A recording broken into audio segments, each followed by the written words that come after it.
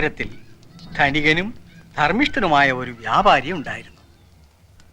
പൊതുനന്മയ്ക്കായുള്ള എല്ലാ പ്രവർത്തനങ്ങളിലും അദ്ദേഹം പങ്കുകൊണ്ടു. മറുകയറിയാതെ അദ്ദേഹം ദാനം ചെയ്തു. പക്ഷേ സന്തതികളില്ലാത്ത ദുഃഖം അദ്ദേഹത്തെ സദാ അലട്ടിക്കൊണ്ടിരുന്നു. ഈശ്വരാനുഗ്രഹത്താൽ വാർദ്ധക്യത്തോടടുത്ത കാലത്ത് അദ്ദേഹത്തിനൊരു പുത്രൻ ജനിച്ചു. അദ്ദേഹം ആഹ്ലാദിച്ചു.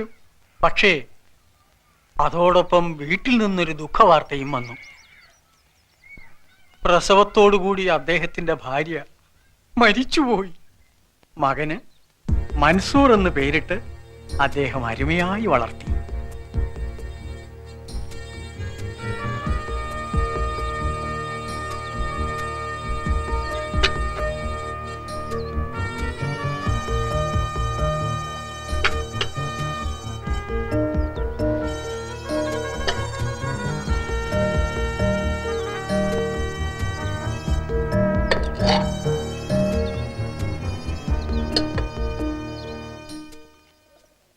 ഇന്നലത്തെ വിഭവങ്ങളൊക്കെ തന്നെ ഇന്നും അല്ലേ? അല്ലേ യജമാനെ, ഒട്ടകപ്പാൽ കുതിർത്ത റൊട്ടി, തേനിൽ വറുത്ത ലെന്തക്കുരു, കാരയ്ക്ക കൊണ്ട് പത്തിരി. കൊണ്ടുപോ. കണ്ടപ്പോഴേ വിശപ്പ് കെട്ടു. അടുക്കളയിൽ നിന്ന് ജലാവിയെ മാറ്റേണ്ട കാലമായെന്ന് തോന്നുന്നു. ജലാവിയെ മാറ്റണമെന്ന് ഇന്നും പറഞ്ഞല്ലോ.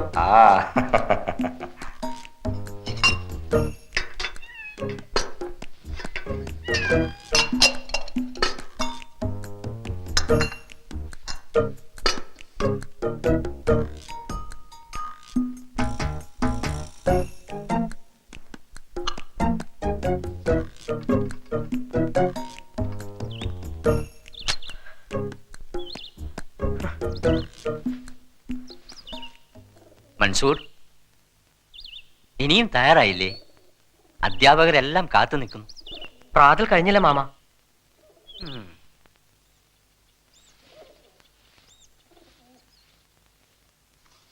ഇതേ സാധനങ്ങൾ തന്നെ ആസ്വദിച്ച് തിന്നു തീർക്കും. നിങ്ങൾ നോക്കിക്കോ. യജമാനെ ഇവർക്ക് തെറ്റിയതാണ്. വലിയ യജമാനെ വെച്ചത് ഇവരിങ്ങോട്ട് എടുത്തു.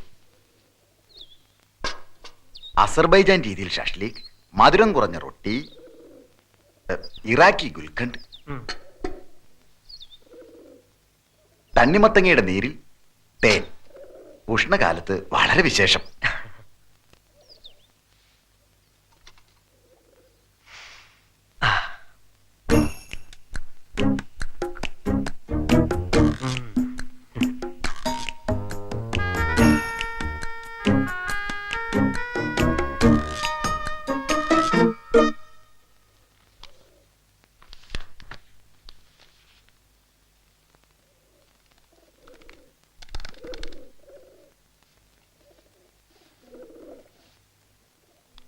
മൻസൂർ വരൂ.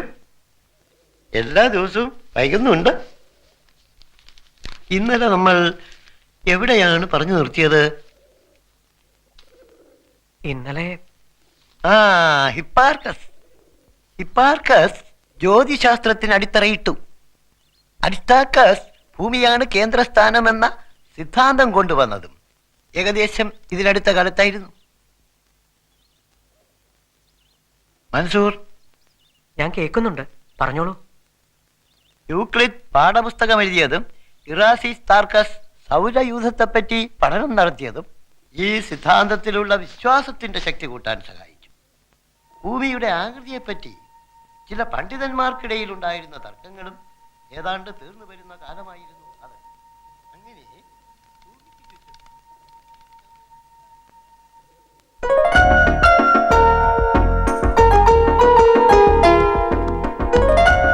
മൻസൂർ,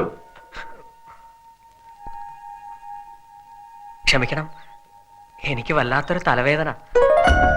നമുക്കിത് നാളെ തുടർന്നാ പോരെ?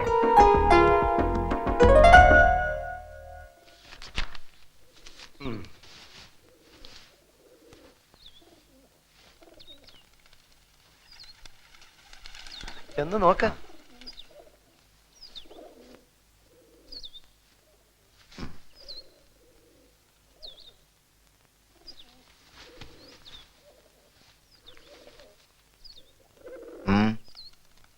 എന്തോ വല്ലാത്തൊരു തലവേദന. തത്വചിന്ത തുടങ്ങി അത് കൂടും. ഉം. തലവേദന കൂടിയാ പിന്നെ ഛർദി, മോഹാലസ്യം. പിന്നെ ഇന്ന് പാഠം വേണ്ടാന്ന് വെച്ചാലോ? ആ ശരി, മൻസൂറിന് പോകാം.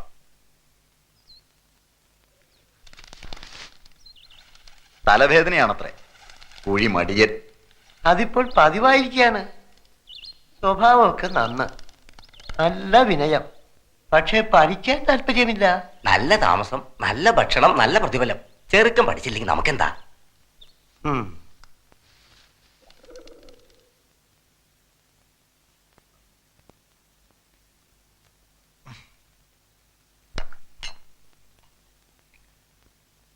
ഈ കിടപ്പിനി അധിക ദിവസമൊന്നും ഉണ്ടാവില്ല ഹുസൈൻ. സമയം അടുത്തു വരുന്നു. അങ്ങനെ പറയരുത്. ഹക്കീം പറഞ്ഞത് കുറവുണ്ടെന്നാണ്. ഉം.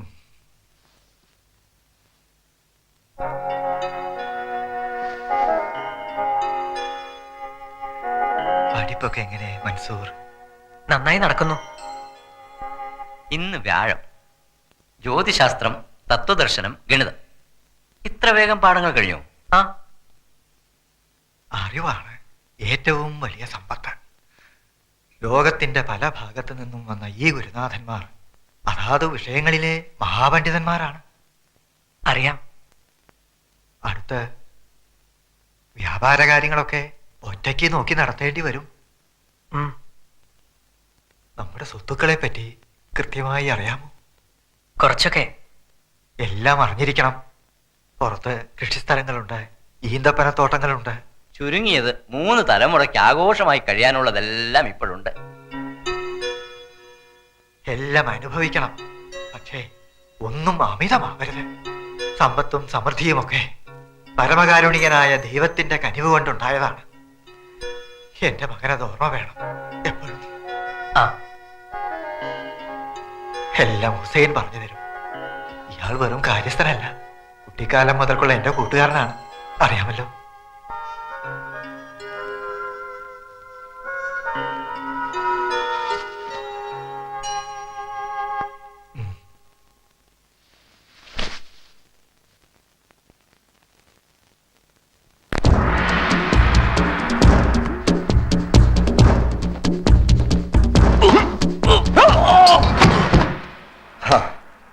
മൻസൂർ, ശ്രദ്ധിച്ചില്ലേ?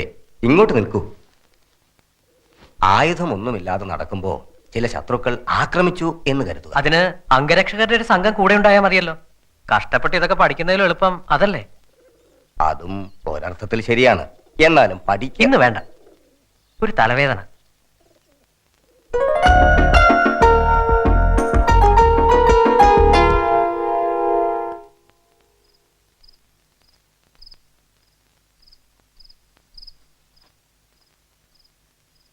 മൻസൂർ, മൻസൂർ, വരൂ. അദ്ദേഹത്തിന്റെ രോഗസ്ഥിതി കുറച്ച് മോശമാണ്. വേഗം വരൂ.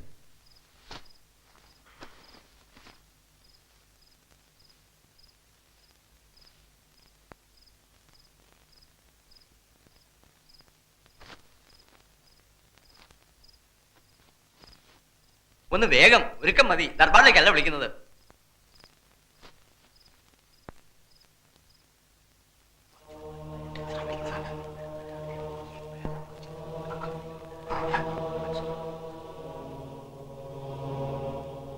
കഴിഞ്ഞു,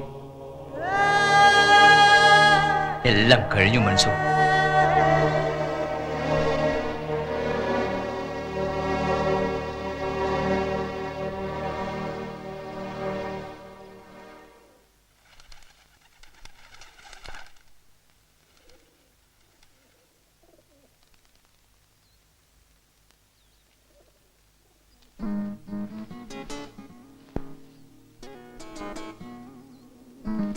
സലാം മൻസൂർ.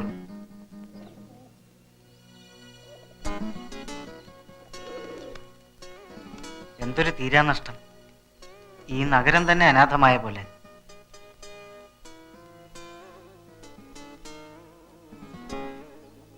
ഞങ്ങൾ ഒരാഴ്ച ബാഗ്ദാദിലായിരുന്നു. വന്നയുടൻ ഈ ദുഃഖവാർത്ത. നിങ്ങളൊക്കെ അടുത്തുള്ളവർ, ചെറിയ കുട്ടികളായിരുന്നപ്പോൾ ഒരുമിച്ച് കളിച്ചേർന്നവർ. മൺമറഞ്ഞ മഹാനോടുള്ള ആദരവ്, കടപ്പാട് പറയാൻ വാക്കുകളില്ല.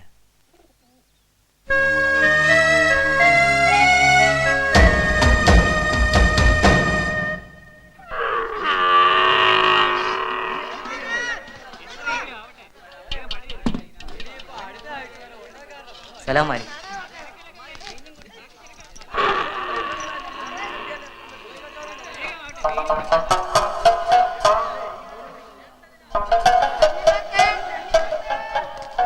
ചെറിയ തോതിൽ തുടങ്ങിയ ഈ വ്യാപാരം ഇത്ര വലുതായതിന്റെ രഹസ്യമെന്താ? ഇടപാടുകാർക്കുള്ള വിശ്വാസമാണ്. അവരുടെ തൃപ്തിയാണ് വ്യാപാരത്തിന്റെ വിജയമെന്ന് അദ്ദേഹം പലപ്പോഴും പറഞ്ഞിട്ടുണ്ട്. വ്യാപാരത്തിലുള്ള നമ്മുടെ സത്യസന്ധതയെ പറ്റി പറഞ്ഞു കേട്ട് പുറം നാടുകളിൽ നിന്നുകൂടി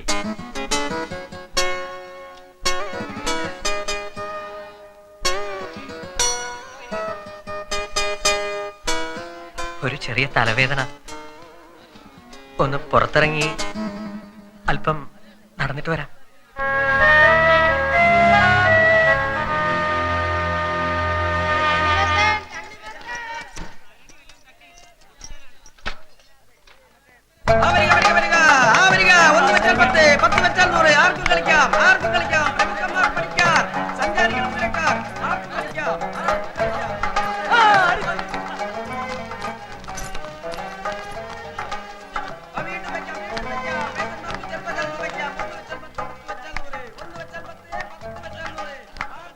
സെയ്തൻവറിന്റെ പുത്രൻ അദ്ദേഹത്തെ ആരാധിച്ച നഗരവുമായി പരിചയപ്പെടണ്ടേ?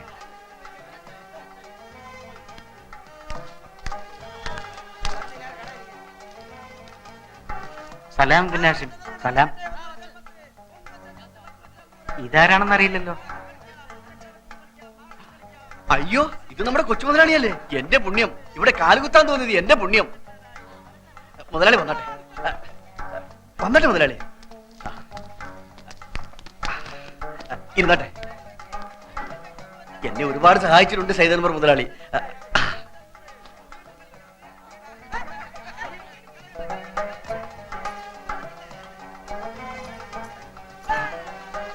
വേണ്ട വേണ്ട വേണ്ട വേണ്ട, അത് വേണ്ട.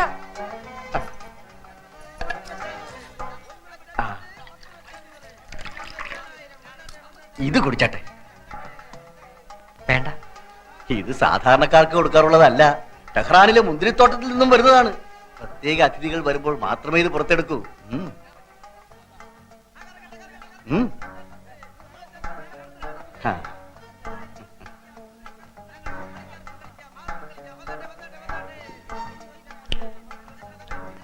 എങ്ങനെ? വലിയ വീടുകളിൽ വളർന്നവർക്ക് മുന്തിയ വീഞ്ഞിന്റെ രുചിഭേദം തിരിച്ചറിയൂ. അപ്പുറത്ത് എന്റെ ഭാഗ്യം ഒന്ന് പരീക്ഷിക്കണോ സലീം? കഴിഞ്ഞ ആഴ്ച ഇവന് ഒട്ടപ്പന്തയത്തിൽ 100 ദിനാർ കിട്ടി. അതൊക്കെ എന്ത് ഭാഗ്യം. 17 വയസ്സിൽ നഗരത്തിലെ ഏറ്റവും വലിയ ധനികനായ മൻസൂർ ഇരിക്കുമ്പോ ഭാഗ്യത്തെ പറ്റി പറയാൻ നമ്മളാര്?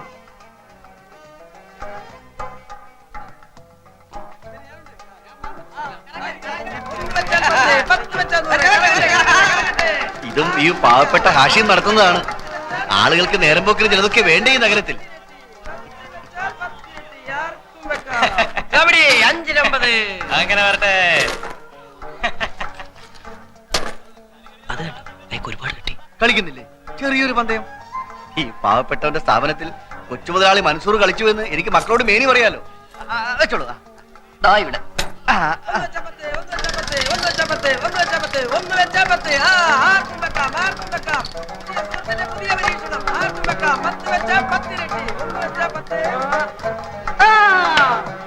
അടിച്ചു, ഭാഗ്യവാൻ. എത്ര കിട്ടി? 5-ന് 50. ഇന്നത്തെ ദിവസം ആയാലും കൊള്ളാം. വലിയ സംഖ്യ വെച്ച് ഖജാന പൊളിക്കണം. അതാ വേണ്ടത്. ദാ പിടിച്ചോളൂ, 50 ദിനാർ.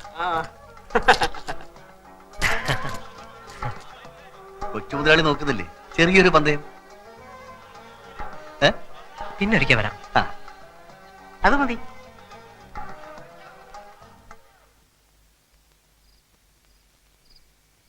പഠിപ്പ് തുടരുമോ എന്ന് എനിക്ക് ഉറപ്പില്ല. തുടരണം എന്നാണ് എന്റെ അഭിപ്രായം. ഉപദേശിക്കാമെന്നല്ലാതെ കൽപ്പിക്കാൻ. മൻസൂർ, നിന്റെ പഠിപ്പിന്റെ കാര്യമാണ് ഞങ്ങൾ ആലോചിക്കുന്നത്. ഇനി വ്യാപാര കാര്യങ്ങൾ ഞാൻ നോക്കണമല്ലോ. വേണം. എന്താ സംശയം? ആവശ്യത്തിനുള്ളതൊക്കെ ഞാൻ പഠിച്ചു കഴിഞ്ഞില്ലേ? ഇല്ലേ? ഇല്ലേ?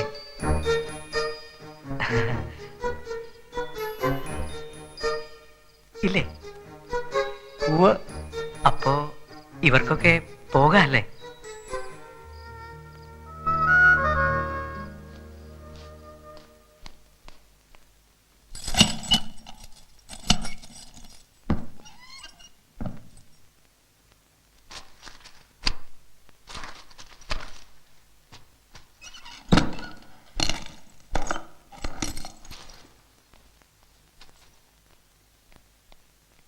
മൻസൂർ, നീ പീടികയിലേക്ക് വരുന്നില്ലേ? അവിടെ ഹുസൈൻ മാമയുണ്ടല്ലോ. ഇന്നലെ കുറച്ചു നേരം ഇരുന്നപ്പോ തന്നെ ആ പൊടിയും മണവും തട്ടി വല്ലാത്ത തലവേദന.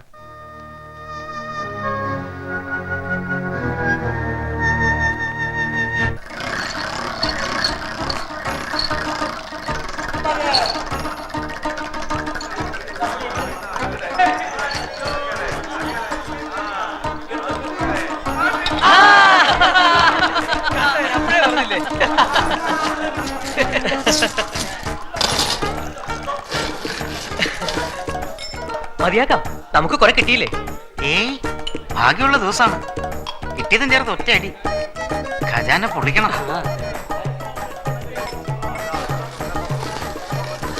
ഇതാ ഇവിടെ 4.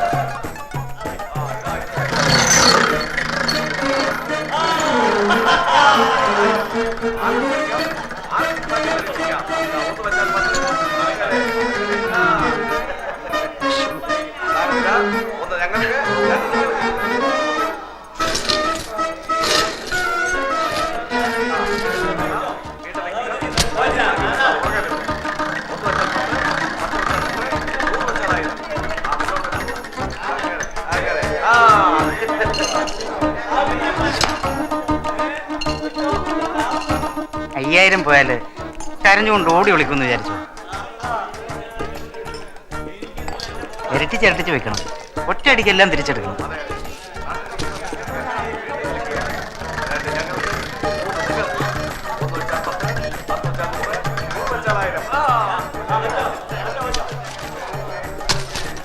പോട്ടെന്നേ, ചില ദിവസം ഇങ്ങനെയാ മനസ്സു. മതിയാക്കാം. ആ പണം തീർന്നെന്ന് കരുതി കൊച്ചു മുതലാളി വിഷമിക്കരുത്. വേണ്ട മനസ്സ്, നമുക്ക് നാളെ നോക്കാം.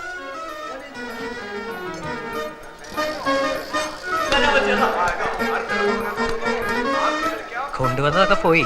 ഓ പോട്ടെന്നേ, സമുദ്രത്തിൽ നിന്നൊരു തുള്ളി പോയി. അല്ലാതെന്ത്? ആ ഞാനിതാ വന്നു.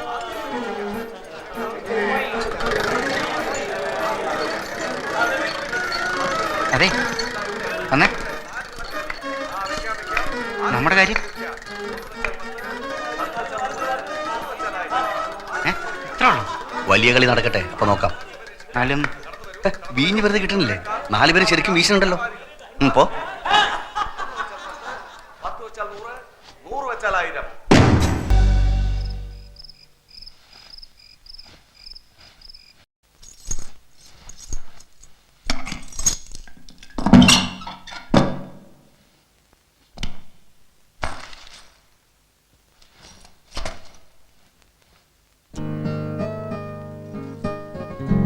മൻസൂർ, എന്താ നിന്റെ ഭാവം? എല്ലാം ഞാൻ അറിയുന്നുണ്ട്. എന്തറിയാൻ? തൊഴിലെടുക്കാത്ത താന്തോന്നികളുടെ കൂടെ ചേർന്ന് നീ നശിക്കും. വ്യാപാര കാര്യങ്ങൾ എന്തെങ്കിലും നീ അറിയുന്നുണ്ടോ? അതിനല്ലേ ശമ്പളക്കാർ.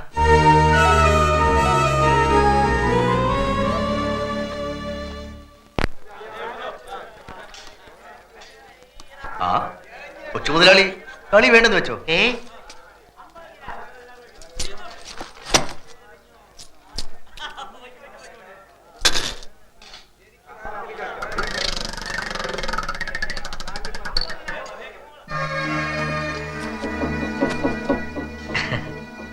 വേറെ പണമില്ല.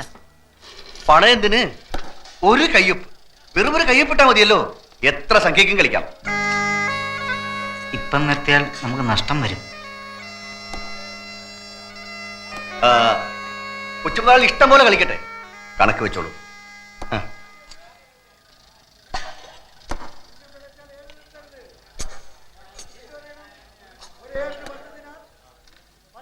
നേരത്തെ സലാം ഹാഷി. തന്നെ വെച്ചാ മതി. അല്ലെന്ന് അല്ല ഒൻപതില് ആദ്യം വെച്ചാ അവിടെ മതി. വെക്കണ്ട, ഇവിടെ വെക്കണം വെച്ചാ കൊച്ചു മതി. മുതലാളി. കണക്ക് പിന്നെ മറന്നാലോ? ദാ, ഇവിടെ ചെറിയൊരു ഒപ്പ്, അത് മാത്രം മതി.